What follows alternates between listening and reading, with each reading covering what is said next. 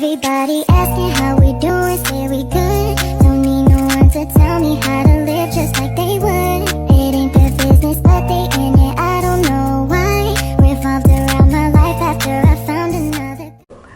Assalamualaikum warahmatullahi wabarakatuh. Waalaikumsalam warahmatullahi wabarakatuh.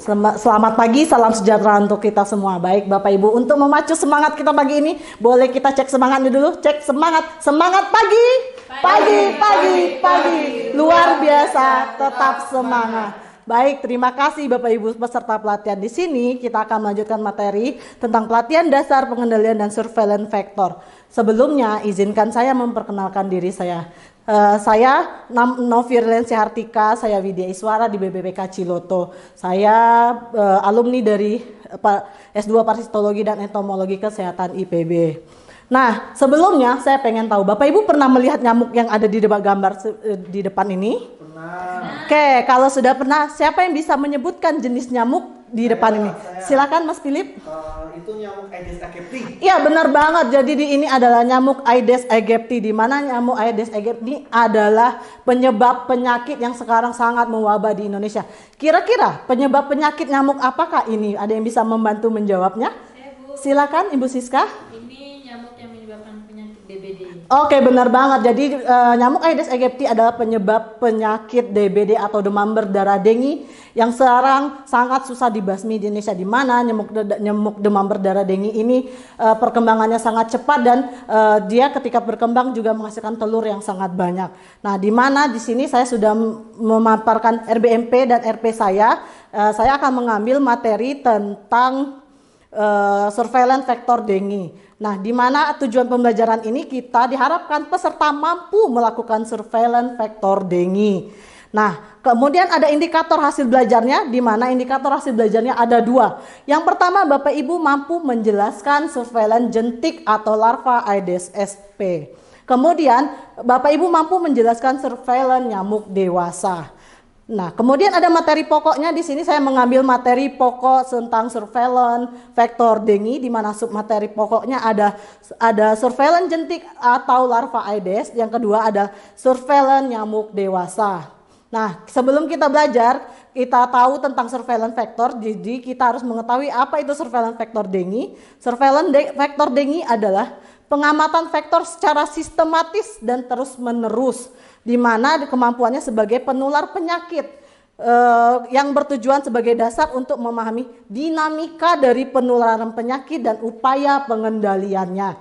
Kemudian ada dua cara survei larva atau jentik. Yang pertama yaitu cara single larva, di mana cara single larva ini adalah dilakukan dengan mengambil larva di setiap tempat genangan air yang ditemukan larva, kemudian diidentifikasi lebih lanjut larvanya. Yang kedua yaitu secara langsung atau visual, di mana survei ini dilakukan dengan cara melihat ada atau tidaknya larva di setiap tempat genangan air tanpa mengambil larvanya. Kemudian kita harus tahu dulu nih, untuk memberantas atau pengendaliannya, kita harus mengetahui dulu siklus hidup nyamuk Aedes aegypti. Di mana siklus hidup nyamuk Aedes aegypti ini hanya dilakukan oleh betina, di mana nyamuk Aedes betina akan bertelur untuk kemudian dia akan menetas menjadi larva, hanya membutuhkan waktu 5-7 hari. Kemudian akan berubah menjadi pupa dengan waktu 1-2 hari, kemudian akan berkembang menjadi nyamuk dewasa betina dengan kurang lebih waktu 14 hari. Di mana siklus hidup nyamuk ini, nyamuk mengambil darah manusia adalah untuk mematangkan telurnya. Nah, kemudian di sini ada ciri-ciri nyamuk Aedes aegypti seperti yang terlihat di gambar. Jadi nyamuk Aedes aegypti itu biasanya berwarna hitam loreng putih pada seluruh tubuhnya seperti yang terlihat pada kaki dan seluruh tubuhnya.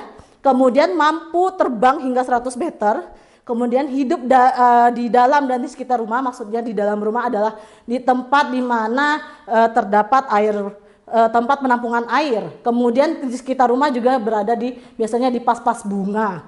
Kemudian rata-ratanya berumur 2 minggu. Kemudian dia hanya hidup di air bersih.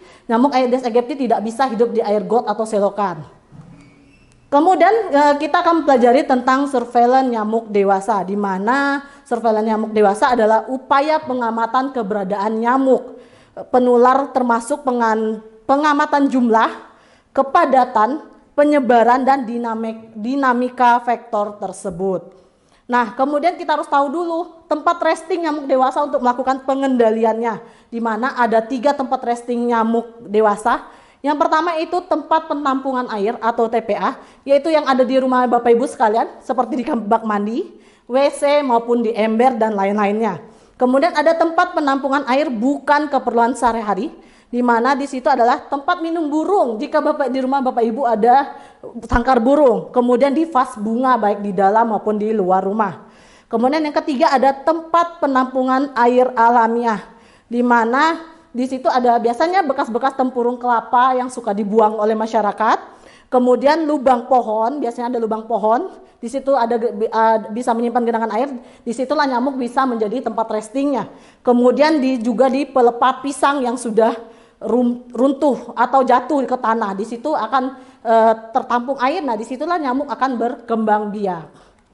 Nah, baik, sebelumnya saya pengen Bapak Ibu ada yang ingin ditanyakan sebelum kita lanjut ke selanjutnya. Bu, Baik, silakan Mbak Devi. kira-kira bagaimana cara untuk survei larva atau jentik ya, Bu? Survei larva atau jentik, jadi kita ada 2 cara. Yang pertama cara secara langsung dan kedua secara visual, seperti itu. Baik Bapak Ibu, mohon izin selanjutnya kita diskusi. Saya mau saya sudah melampirkan soalnya di LMS yang sudah Bapak Ibu kerjakan. Jadi silakan kelompok dibagi 2 kelompok, kelompok 1 dan kelompok 2. Silakan berdiskusi mulai dari sekarang.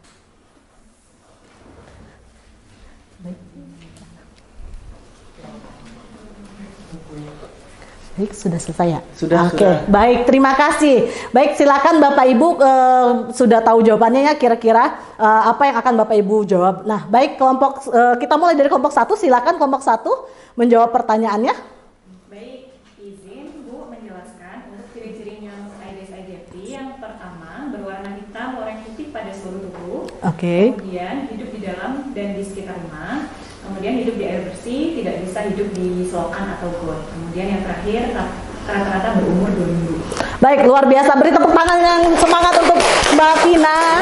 Beri mantap dulu ya. Mantap. Baik, luar biasa. Baik, silakan kelompok 2. Iya, baik, terima kasih untuk kesempatannya. Ini terkait tempat resting nyamuk. Tadi kami hasil diskusinya ada 3. Oke. Yang pertama tempat penampungan air berupa bak mandi, dan ember. Lalu tempat penampungan air bukan keperluan sehari-hari. Oke. Tempat minum burung, lalu vas bunga. Lalu yang ketiga tempat penampungan air alamiah seperti tempurung kelapa, lubang pohon dan pelepah. Baik, luar biasa. Untuk Mbak Siska, kita beri tepuk tangan, beri salut, tepuk salut dulu untuk Mbak Siska, boleh semuanya tepuk salut. Salut, salut. Salut, salut.